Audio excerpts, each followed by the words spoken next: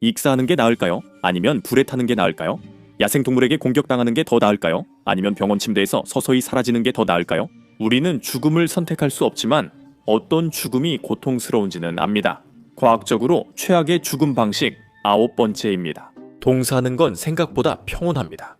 갑작스런 기상이변에 휘말린 사람들이나 봄 코트를 입고 산에 오르는 괴짜 부자도 마찬가지입니다. 역사적으로 많은 이들이 동사로 사망했습니다. 인간이 아이스크림이 되는 죽음이 잔인하게 느껴질 수 있지만 과학적으로는 생각보다 덜 나쁘다고 합니다.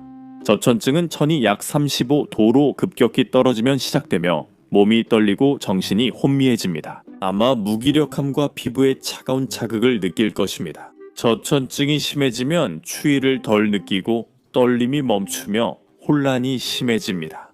돌이킬 수 없는 지점 전에 따뜻함과 행복감, 때로는 강렬한 열기를 느낄 수 있습니다. 이 현상은 사람들이 얼어 죽기 전에 옷을 벗는 역설적 탈의 paradoxical undressing로 이어질 수 있습니다. 이것은 디아틀로프 고개 사건에서도 소름 끼치는 세부 사항 중 하나였는데 그곳에서 등산객들이 영하의 환경에서 반쯤 옷을 벗은 채로 발견되었습니다. 다음에 소개할 죽음의 종류는 훨씬 더 고통스럽고 훨씬 더 이상하며 부정할 수 없을 만큼 훨씬 더 창피한 죽음입니다. 8번째로 동물과 닥터 데스, 과학자 이야기를 이어가겠습니다. 걱정 마세요. 그는 좋은 사람입니다. 로저 바이어드 박사는 호주 법의학자로 종종 기이하고 불쾌한 죽음을 접합니다. 그는 수탈객에 살해당한 할머니를 만난 적이 있습니다. 우리도 어떻게 그런 일이 가능한지 궁금하죠? 그는 할머니가 뒤뜰에서 달걀을 줍고 있었다고 말했습니다. 수탈들은 제가 알기로 사나운 동물입니다. 그 수탈기 할머니를 공격했고 할머니는 정맥류가 있었는데 수탈기 할머니의 다리를 쪼았습니다. 이 일로 할머니는 과다출혈로 돌아가셨고 수탈은 그녀에게 소리치며 날개를 퍼덕였습니다. 굴욕적이지만 이것이 최악의 죽음 중 상위일까요? 저희는 다르게 생각하지만 이런 일은 실제로 자주 발생합니다. 특히 정맥류가 있는 경우 더 그렇습니다. 미국인 4명 중 1명 이 정맥류를 앓고 있습니다. 닥터 데스도 그 살인 수탉처럼 고양이가 실수로 주인을 죽인 사례를 본 적이 있습니다. 만성 정맥 기능 부전으로 고생한다면 이것도 꼭 알아야 할 중요한 사실입니다. 닥터 데스의 말에 따르면 만약 당신이 하지 정맥류가 있고 작은 구멍이 생긴다면 누워서 손가락으로 그 부위를 누르고 다리를 올려야 한다고 합니다. 그러면 살아남을 수 있습니다. 사람들이 흔히 하는 행동은 당황해서 이리저리 돌아다니는 것입니다. 그러면 결국 과다출혈로 사망하게 됩니다. 완전히 불필요한 죽음, 고통스럽고 불필요하며 어쩌면 굴욕적이기까지 한 죽음은 분명히 나쁜 일입니다. 하지만 과학이 더 끔찍할 수 있다는 걸 우리는 압니다. 다음 죽음의 방식 7번에서 더 끔찍한 모습을 보게 될 겁니다. 마녀든 참고로 대부분 교수형을 당하지만 아니면 액션 영화에서의 하찮은 악당이든 불에 타 죽는 것은 확실히 꽤나 극적인 죽음입니다. 스스로 선택하지 않았다면 영이 나는 잿더미가 되는 건 결코 유쾌하지 않습니다. 다음 큰 질문에 답하려면 과학이 필요합니다. 평판과 달리 정말 끔찍한 죽음인지 사이언스 모바일로 확인해 봅시다. 2024년 연구에 따르면 불에 타서 죽는 것이 끔찍해도 모든 순간을 실제로 느끼는 것은 아니라고 합니다. 연구에 따르면 초기 단계는 불길이 희생자 몸에 닿으면서 시작되고 불은 빠르게 표피를 태우며 파괴합니다. 5분 이내 애 두꺼운 진피가 수축, 갈라지면서 지방이 몸 밖으로 흘러나옵니다. 당신의 몸은 바깥쪽부터 안쪽으로 익기 시작하고 그건 말하자면 준비 단계에 불과합니다. 그 다음에는 근육이 수축하기 시작하고 그 과정은 고통스럽고 참을 수 없을 만큼 아픕니다. 다행히도 그 고통은 오래 가지 않습니다. 사람이 인간 촛불로 변할 때 처음엔 극심한 고통을 느끼지만 피부 아래 신경이 파괴되면 고통이 멈춥니다. 혹시 켄터키 프라이드 치킨 먹고 싶은 사람 있나요? 고통스럽고 불필요하며 다소 굴욕적인 죽음은 나쁩니다. 하지만 과학은 이제 막 시작일 뿐입니다. 6째, 익사 후 시신이 빨리 발견되면 허영심이 많은 사람은 화재로 죽은 사람보다 훨씬 보기 좋을 겁니다. 미디어에서 익사가 낭만적으로 그려지지만 실제로는 불에 타는 것보다 더 끔찍할 수 있습니다. 그러니까 과학에게 물어보고 익사가 생물학적으로 어떻게 일어나는지 알아봅시다. 그리고 가장 무서운 점은 당신의 몸이 당신을 구하려고 애쓰지만 결국에는 오히려 당신을 죽게 만든다는 겁니다. 이 과정은 여러 단계로 진행됩니다. 먼저 물에 잠기면 자동으로 호흡이 멈춥니다. 숨을 오래 참으면 저산소증이 발생해 조직이 산소 부족에 빠집니다. 의식을 잃고 구조받지 못하면 이때부터 가라앉기 시작합니다. 섬액, 즉 심박수가 느려지는 현상과 물이 몸 안으로 들어와 폐를 적시는 흡입 현상이 나타날 것입니다. 이 과정에서 몸이 지칠 때 몇 분간 극심한 공포와 질식감을 느끼게 됩니다. 가장 놀랍고 불안한 점은 익사가 다른 죽음에 비해 소름 끼치도록 조용하다는 사실입니다. 미국에서 익사가 우발적 사망 원인일 위인 이유 중 하나는 익사 징후를 모르면 물에서 허우적거리는 사람을 장난으로 오해하기 쉽기 때문입니다. 그들은 소리도 못 내고 도움을 청할 수도 없습니다. 정말 악몽 같은 일입니다. 문제는 익사도 화재처럼 대부분의 경우 결국 매우 빠르게 일어나는 과정이기 때문에 우리가 이보다 더 깊은 고통이 있을 거라고 생각하지 않는다는 점입니다. 과학적으로 몇 시간 동안 계속된다는 점이 확인되었습니다. 5번 생매장은 전형적이고 끔찍한 죽음 중 하나입니다. 손톱이 닳을 정도로 긁거나 관을 세게 치지 않는다면 신체적 고통은 없을 수 있습니다. 생매장된 차에 깨어났을 때의 공포는 비교할 수 없습니다. 여기서 과학적으로 흥미로운 점은 실제로 죽기까지 시간이 얼마나 걸릴지입니다. 그게 이 상황이 얼마나 끔찍한지에 큰 영향을 주기 때문입니다. 흥미롭게도 이 부분에 대한 확실한 과학적 합의는 없습니다. 다양한 요인이 지하 상자 안에서 사망 속도에 영향을 주기 때문입니다. 이건 대부분 관에 크게 달려 있습니다. 그러니 그 공포를 측정 가능한 것으로 바꿔봅시다. 실제로 당신이 가질 수 있는 공기의 분 단위로요. 업계 표준 관의 부피는 약 886리터이며 여기서 평균 인간 몸 부피 66리터 나를 빼면 됩니다. 820리터 공기 중 약 20%가 산소이며 이 산소가 관에 갇혀 있을 때 생존에 필요합니다. 분당 0.5리터 산소를 소비하면 어둠 속 공포에 질려 약 5시간 반 만에 천천히 죽게 됩니다. 숫자를 제대로 계산해보면 그건 정말 오랜 시간 동안 고통받는 셈입니다. 하지만 생매장, 즉 살아있는 채로 묻히는 죽음에 대해 과학이 약간의 희망을 제공합니다. 좀 더 멋지게는 비비셉처, 비비세풀처라고도 부릅니다. 산소를 들이마시면 공포에 질린 당신의 몸은 그 산소를 빠르게 이산화탄소로 바꿉니다. 그리고 그 이산화탄소를 내쉬면서 관안을 천천히 이산화탄소로 채우게 됩니다. 이산화탄소가 점점 차오르면서 당신은 어지럽고 졸리기 시작하다가 결국에는 완전히 의식을 잃게 됩니다. 그 후에야 저승사자가 당신의 영혼을 데려가게 되죠. 시카고 대학교 폐 중환자 치료과 명예교수 엘렌 R. 레프에 따르면 생매장된 사람은 할 수 있는 일이 없다고 합니다. 레프 교수는 질식하는 느낌을 받을 수 있고 분명히 매우 두려울 것이라고 말합니다. 하지만 적어도 마지막 순간에는 의식을 잃게 될 것이라고 하네요. 위로의 말씀 감사합니다, 교수님. 하지만 과학적으로 확인된 다음 죽음의 끔찍함은 여러분에게 전혀 위로가 되지 않을 것입니다. 4번입니다. 유행 다이어트로 돈을 버는 사람들이 뭐라 해도 인간에게 음식은 가장 기본적인 필요입니다. 하지만 사람들은 항상 음식을 구할 수 있는 것은 아닙니다. 경제적 빈곤 때문이든 기근이나 집단 학살의 희생자기 때문이든 말이죠. 안타깝게도 굶주림은 인류 역사에서 수억, 어쩌면 수십억 명이 겪은 일입니다. 과학자들은 역사와 현재 사례로 굶주림이 매우 끔찍한 죽음임을 말할 수 있습니다. 음식을 먹지 않고 죽음에 이르는 정확한 시간은 사람마다, 그리고 각자의 독특한 생리적 필요에 따라 크게 달라질 수 있지만 평균적으로 약 3주 정도인 것으로 보입니다. 사람들을 굶겨 죽이는 것은 윤리적인 문제에 완전히 어긋나기 때문에 과학자들이 통제된 환경에서 실제로 실험할 수 있는 주제는 아닙니다. 연구를 위해서 말이죠. 먼저 몸은 지방과 근육을 소모합니다.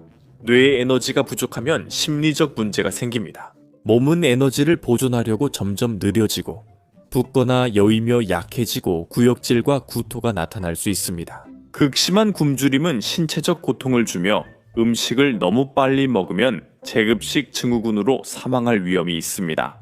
제2차 세계대전 강제 수용소에서 구조된 많은 이들에게 실제로 일어난 일입니다. 오마르 압델 마남 박사, 영국계 이집트인 소아과 신경학자에는 이것은 매우 잔인하고 느린 죽음입니다 라고 했습니다. 당신은 기본적으로 서서히 쇠약해져 가는 것이고 어떻게 보면 우리는 이보다 더 끔찍한 죽음의 방식 3가지를 떠올릴 수 있습니다. 저기, 목마르지 않으세요?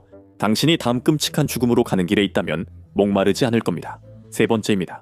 여우나 박쥐 혹은 지나치게 공격적인 다람쥐처럼 뭔가 이상하게 행동하는 동물에게 잘못 걸리게 된다면, 그리고 예방접종을 제때 맞지 않았다면 당신은 세계에서 가장 무서워하는 질병 중 하나인 광견병에 직면하게 될지도 모릅니다. 개에 의한 상처가 인간 광견병 감염의 99%를 차지하며 매년 수만 명이 사망합니다. 광견병 걸린 개에게 공격당했다면 즉시 병원에서 노출 후 예방요법 포스트 엑스포셔 프로필락시스를 받아야 합니다. 치료를 받지 못하면 광폭형 또는 마비형 광견병 2가지가 생기며 모두 매우 끔찍한 죽음을 초래합니다. 세계보건기구에 따르면 광폭형 광견병이 전체의 80%를 차지합니다.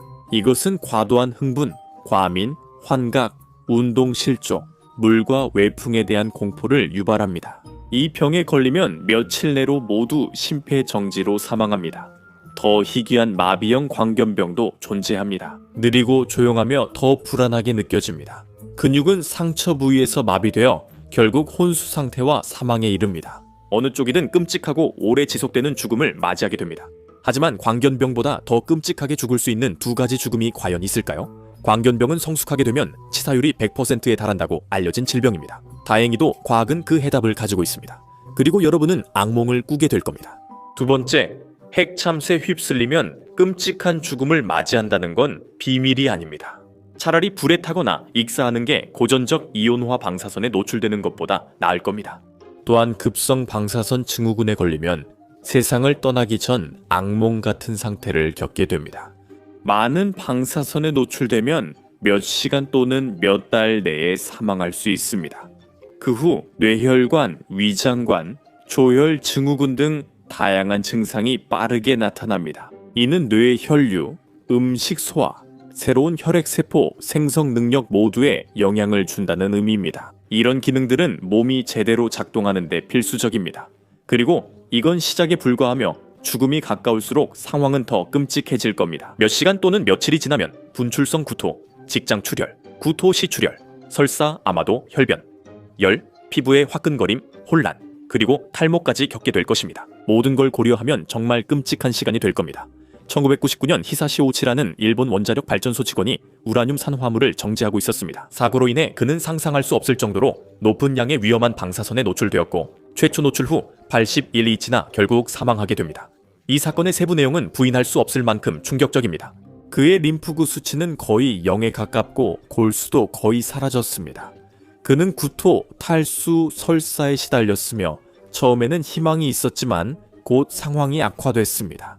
방사선 피폭으로 인해 그의 세포는 점점 파괴되었고 결국 DNA까지 완전히 소멸될 위기에 처했습니다. 이는 그의 몸이 더 이상 손상을 복구할 새로운 세포를 만들 수 없다는 뜻이었습니다. 피부의 바깥층은 서서히 붕괴되었고 그는 말하거나 음식을 먹을 수 없었으며 어느 순간 완전히 의식을 잃게 되었습니다. 그는 83일 만에 다발성 장기 부전으로 사망했습니다. 이 죽음은 의학 역사상 가장 상징적이고 충격적이며 오우치에게도 극도로 고통스러운 경험이었음이 분명합니다. 하지만 한 가지 위안이 있다면 그의 말기 경험의 마지막 몇 주 동안은 사실상 세상과 단절된 상태였다는 점입니다. 그래서 그는 내내 적극적으로 고통을 겪지는 않았을 것입니다. 이것은 가장 많이 기록된 공포 중 하나지만 전문가들은 이보다 더 끔찍한 죽음이 있다고 말합니다. 바로 일위입니다. 이제 우리는 과학자들이 말하는 가장 끔찍하고 고통스러운 죽음, 공포의 왕에 도달합니다. 또한 이는 고통에 대해 가장 널리 합의된 과학적 견해일 뿐만 아니라 병원에서 오랜 질병 끝에 사망할 가능성이 가장 높은 경우이기도 합니다. 미국에서 가장 흔한 두 사망 원인은 심장병 연 68만 1천명 사망과 암연 61만 3천명 사망입니다. 사실 미국인들의 주요 사망 원인 상위 5위 중 질병이 아닌 유일한 항목은 사고입니다.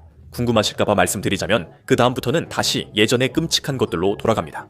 뇌혈관 질환, 만성 하부 호흡기 질환만으로도 충분하겠죠. 오랜 기간에 걸친 질병들이 많은 미국인들을 죽음에 이르게 하고 이른바 빠르다고 하는 질병 관련 사망조차도 사실은 꽤 느리고 고통스럽습니다. 조앤 린 같은 전문가, 즉 의사이자 완화의료 전문의에게 물어보세요. 그녀는 사람들이 자신이 마지막 날, 몇 주 혹은 몇 달이 다가오고 있다는 걸 알 수 있을 거라고 믿는다고 말했습니다. 대부분의 사람들은 서서히 삶을 마칩니다. 갑작스러운 심장마비로 죽는다고 믿지만 현실은 다릅니다. 사람들은 자신의 삶에서 통제감을 원하고 자유롭게 움직이길 바라며 자신의 인생이 어떻게 흘러갈지 결정할 수 있기를 원합니다. 하지만 만성적이거나 치명적인 질병에 직면하면 이런 것들이 가장 먼저 사라집니다. 이는 미국에서 수십만 명이 잃고 있는 것이기도 합니다. 매일매일 당신의 존재는 끊임없는 통증 관리, 점점 사라지는 에너지와 줄어드는 신체적 힘의 반복이 됩니다. 그리고 최악의 경우에는 신체 능력을 완전히 잃게 되거나 심지어 정신마저 잃게 될 수도 있습니다. 여러분은 아마 이 느린 쇠퇴의 최악의 경우를 잘 아실 겁니다. 알츠하이머병은 주요 사망 원인 10위 내에 있습니다. 알츠하이머병은 65세 이상 성인에게는 5번째로 많은 사망 원인이고 전국적으로는 6번째로 많은 사망 원인입니다. 이 퇴행성 신경질환의 참혹함을 모른다면 세상과 동떨어져 사는 것과 같습니다. 치매는 정신과 기억을 서서히 파괴하고 사람들과의 연결을 완전히 끊어버립니다. 알츠하이머로 인해 세상이 혼란스럽고 두렵게 느껴지며 결국 죽음에 이르게 됩니다. 알츠하이머가 실제로 어떻게 죽음에 이르게 하는지 궁금할 수 있습니다. 과학은 이에 대해 충격적인 답을 내놓고 있습니다. 겉으론 인지 기능이 무너져 환자가 점점 다른 사람이 되어가는 것을 보게 됩니다. 하지만 내부적으로는 알츠하이머에 걸리면 당신의 뇌가 말 그대로 썩어가고 있습니다. 이 병이 진행되면 신경 조직과 세포가 죽고 비정상 단백질이 쌓이며 뇌 크기가 줄어듭니다. 알츠하이머 환자는 주로 고령이라 여러 건강 문제를 함께 겪는 경우가 많습니다. 질병의 말기에는 인지 저하로 상황을 인지하지 못해 모든 것이 악화되고 식사, 음료, 옷 입기, 의사소통, 위생관리 등에도 어려움이 생깁니다. 실제로 무슨 일이 일어나고 있는지 전혀 모르는 채로 죽음이 당신을 따라다니는 동안 24시간 내내 돌봄을 받아야 합니다. 마지막에는 대부분의 사람들이 상상도 못할 정도로 몸이 약해집니다. 알츠하이머 사망 원인 중 가장 흔한 것은 흡인성 폐렴입니다. 그 이유는 삼키는데 어려움이 생기면 음식의 작은 입자들이 폐로 들어가게 되고 그곳이 박테리아가 번식하는 온상이 되기 때문입니다. 이로 인해 고통스럽고 치명적인 감염이 발생해 사실상 물 위에서 익사하는 결과를 낳습니다. 이것은 다른 모든 죽음의 최악을 합친 것이며 당신을 심리적 유령으로 만들어 더 끔찍하게 합니다. 몇 년 후 이 영상이 당신에게 아무 의미 없게 느껴지는 날이 올 수도 있습니다. 뇌와 몸이 죽기 전 끔찍한 무덤에 갇힌다면 여전히 죽음을 바랄까요? 죽은 뒤 몸에 무슨 일이 일어나는지 직접 확인하거나 이 영상을 시청해보세요.